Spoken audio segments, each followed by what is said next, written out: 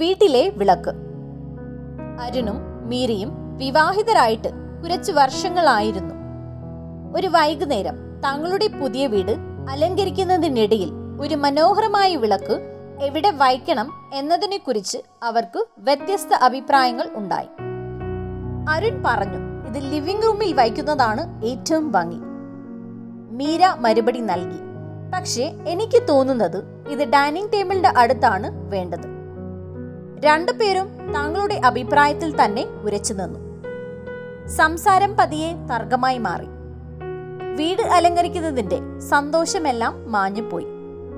അല്പനേരത്തെ മൗനത്തിന് ശേഷം മീര ശാന്തമായി പറഞ്ഞു, ക്രിസ്തുവിനോടുള്ള ഭക്തി നിമിത്തം അന്യോന്യം കീഴടക്കിയിരിപ്പിൻ എന്ന് ബൈബിൾ നമ്മെ പഠിപ്പിക്കുന്നു.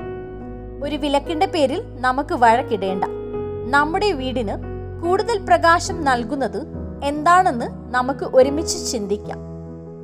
അരുൺ പുഞ്ചിരിച്ചുകൊണ്ട് തലയാട്ടി. അവർ രണ്ട് സ്ഥലത്തും ആ വിളക്ക് വെച്ച് നോക്കി. ഒടുവിൽ രണ്ടുപേർക്കും ഇഷ്ടപ്പെടുന്ന ഒരിടം അവർ കണ്ടെത്തി. അതിലുപരി സ്വന്തം ഭാഗം ശരിയാണെന്ന് തെളിയിക്കുന്നതിനേക്കാൾ വലുതാണ് സമാധാനവും സ്നേഹവുമെന്ന് അവർ തിരിച്ചറിഞ്ഞു.